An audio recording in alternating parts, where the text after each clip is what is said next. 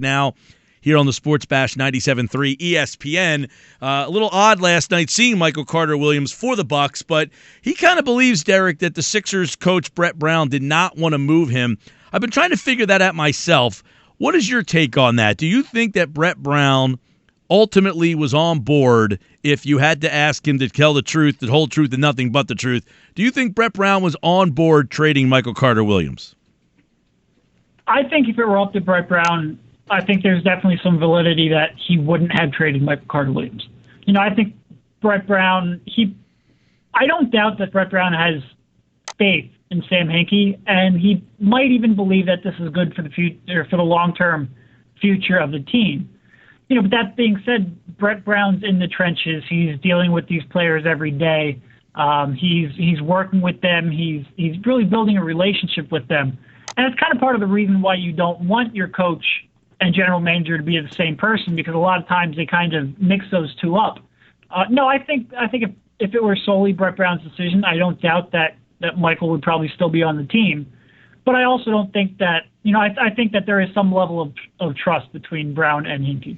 Yeah, because I thought it was interesting, the comments from Michael Carter-Williams. I mean, he basically said, look, Brown want nothing to do with trading me. This is all coming from the front office, which I guess is a little different than the Sixers kind of want you to perceive it.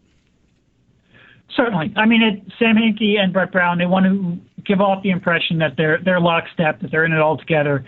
And, like I said, I don't think that Brett distrusts Sam. I don't think that he's against the long-term goals. But, I think they do have different perspectives because of what their job entails and what they're doing every day. No, I mean, I think that Brett, it's going to be an adjustment, and it's probably going to be a tough one for him as well. Talk with Derrick Bodner at Derrick Bodner NBA. Check out LibertyBallers.com. And, of course, Derrick, there was a report, and you guys had it over at Liberty Ballers as well, that many people were hearing that the Sixers were at least listening for Joel Embiid. I mean, would you, have thought that the Sixers would want to move Embiid without ever seeing him step on the floor? Well, I think those are kind of two different questions. I do think that Sam Hinkie will listen to pretty much any offer that somebody comes up with. When somebody calls about Joel Embiid, they're probably offering a sizable amount. So it behooves Sam to listen to that. I think he's always going to listen to that. I think he could have Anthony Davis, and he would probably listen to that. Now, the question comes whether or not he would really be willing to move Embiid for a top 5 pick in this draft. From everyone I've talked to in the front office, I would be very surprised if that's happening. But I think that he would listen to an offer? Yes, I think he would absolutely listen. And, I think Sam's also the type of guy where if he gets a phone call, he's going to look at that as an opportunity to try to learn something about the mindset of the other general managers, learn about how the league values his own players. And I just think he's of the opinion that he's going to listen almost no matter what, even if it's just to gather information. Yeah. I do not think, and again, I don't know for sure. Nobody really knows what Sam Hinkie's thinking. And I think you could talk to Chad Ford or the guy from Forbes that wrote the article, I forget his name right now. And I don't think they know what Sam Hinkie is thinking. I think there's a lot of inferring going on. So do I believe that, a GM probably told Ford or the Forbes guy that they talked to Sam about Embiid? Sure, I think that probably did happen. I just think we're jumping to conclusions pretty quickly. Because I think that's something Sam's always going to do.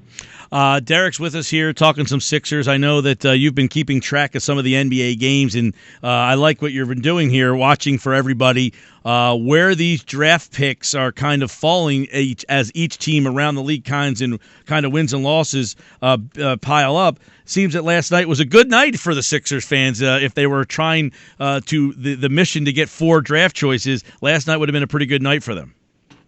Yeah, no, last night was a very good night. From the Sixers pick, which is currently second, the Sixers lost, and the Lakers and Minnesota both won.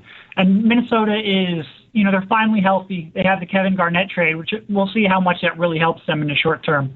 But they've been playing a lot better now that they're healthy. The Lakers have surprisingly won 2 in a row, and last night they beat the Wizards, which was very important for the Sixers on 2 fronts.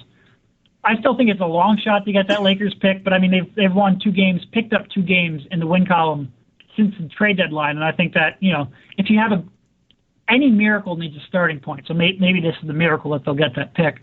But I mean the Thunder are on a 7-game winning streak. They're now, I think, a half game out of that 19th slot and conveying that pick.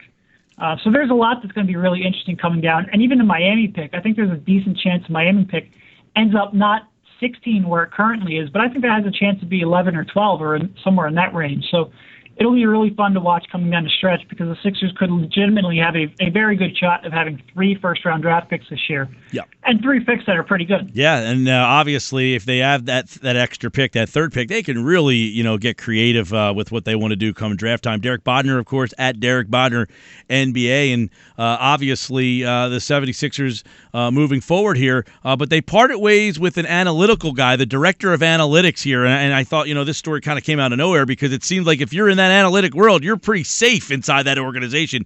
Doesn't seem to be the case.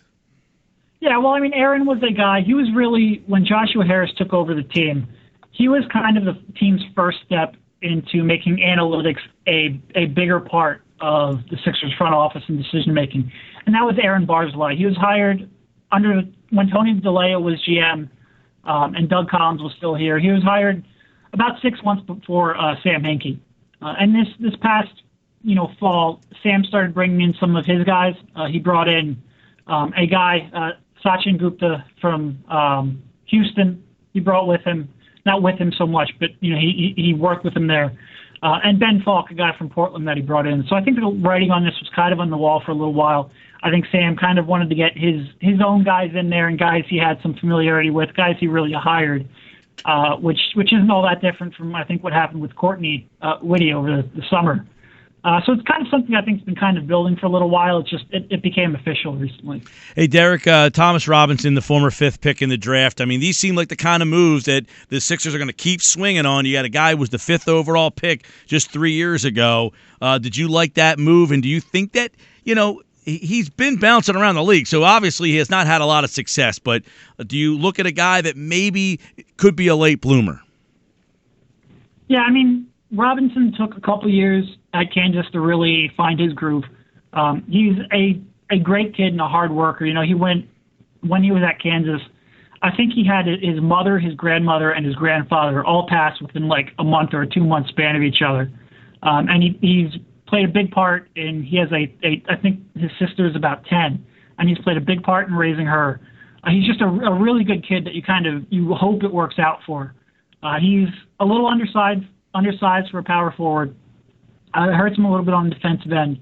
He's not a great offensive player, but what he does is he'll hustle. He has really good athleticism. He'll get offensive rebounds and defensive rebounds. He's really good on both sides of the glass. And he'll kind of attack the rim in that regard. And whether or not it works out, I think he kind of has, because he doesn't really have that jump shot, he doesn't really have, he's a little bit of a black hole in that when he gets the ball, you kind of know he's going to try to score it himself.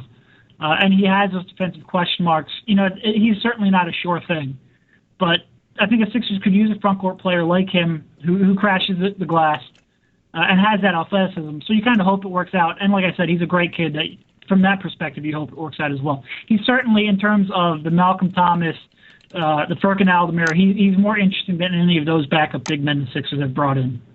All right, Derrick Bodner at Derrick Bodner NBA for more on the 76ers. They're back in action tomorrow night after taking the night off tonight. They'll play the Wizards, and keep an eye on all the things that are going around. Follow Derrick on Twitter as losses happen. He updates you whether it's good for the Sixers or not. And if you're watching the college basketball too, Derrick's a great follow during a lot of these games at Derrick Bodner NBA. Thank you, Derrick. Yep, take care. Always a pleasure for Derrick to jump on here. Sixers beat